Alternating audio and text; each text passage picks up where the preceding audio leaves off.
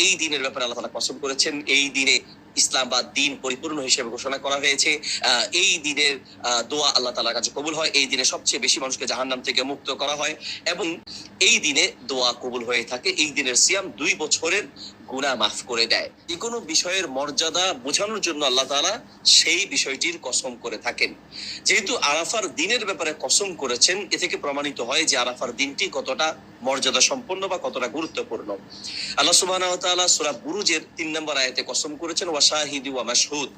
শাহিদ এবং মাশহুদের কসম। এখানে মাশহুদ বলতে মুফাসসিরগণ বলেন যেখানে আরাফার দিনকে বোঝানো হয়েছে। তাহলে আমরা বলতে পারি যে আরাফার দিনের ১ নম্বর ফজিলত হচ্ছে আরাফার দিন হচ্ছে এই দিনে আল্লাহ তাআলা কসম করেছেন। দ্বিতীয়, এই দিনের ফজিলতের আরেকটি কারণ হচ্ছে এই দিনেই আল্লাহ তাআলা দিন এবং ইসলামকে পরিপূর্ণ বলে ঘোষণা করে আয়াত নাযিল করেছেন, যেটি সূরা মায়দার ৩ নম্বর আয়াতে রয়েছে। আল্লাহ তাআলা বলেন, আল ইয়াউমা আকমালতু লাকুম দীনাকুম ওয়া আতমামতু আলাইকুম নি'মাতি ওয়া রাদিতু লাকুমুল ইসলামা দীনা। আজ তোমাদের জন্য আমি দিনকে পরিপূর্ণ করলাম। দিনকে পরিপূর্ণ করার যে ঘোষণা দেয়া হয়েছে সেই দিনটি ছিল আরাফার দিন এবং নবী সাল্লাল্লাহু আলাইহি ওয়াসাল্লামের উপরে এই আয়াতটি নাযিল হয়েছে। তাহলে আমরা বলতে পারি যে দ্বিতীয় যে কারণে আরাফার দিনটিকে ফজিলত বলতে পারি তা হচ্ছে এই দিনেই ইসলাম বা দিনকে পরিপূর্ণ হিসেবে ঘোষণা করা হয়েছে। ৩ নম্বর হচ্ছে এই দিনটি হচ্ছে দোয়া কবুলের অত্যন্ত গুরুত্বপূর্ণ একটি দিন।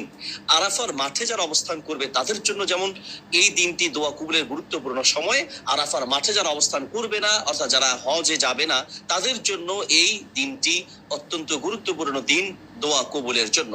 এজন্য এই দিনটিতে আমাদের বেশি বেশি দোয়ায় মশগুল হওয়া উচিত এবং আল্লাহ সুবহানাহু ওয়া তাআলার কাছে ক্ষমা প্রার্থনা করা উচিত, নিজের মনের সকল চাওয়া আল্লাহর কাছে বলা উচিত।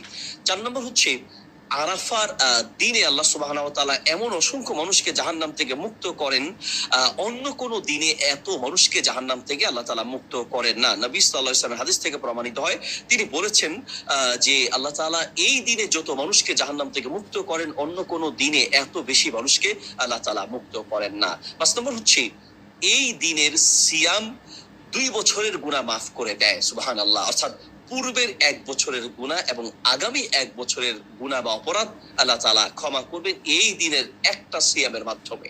তাহলে আমরা ৫টা ফজিলতের কথা বললাম যে এই দিনের ব্যাপারে আল্লাহ তাআলা কসম করেছেন। এই দিনে ইসলাম বা দিন পরিপূর্ণ হিসেবে ঘোষণা করা হয়েছে। এই দিনের দোয়া আল্লাহ তাআলার কাছে কবুল হয়। এই দিনে সবচেয়ে বেশি মানুষকে জাহান্নাম থেকে মুক্ত করা হয় এবং এই দিনে দোয়া কবুল হয়ে থাকে। এই দিনের সিয়াম ২ বছরের গুনাহ মাফ করে দেয়। এই দিনের ব্যাপারে আল্লাহ তাআলা কসম করেছেন। এই দিনে ইসলাম বা দিন পরিপূর্ণ হিসেবে ঘোষণা করা হয়েছে। এই দিনের দোয়া আল্লাহ তাআলার কাছে কবুল হয়। এই দিনে সবচেয়ে বেশি মানুষকে জাহান্নাম থেকে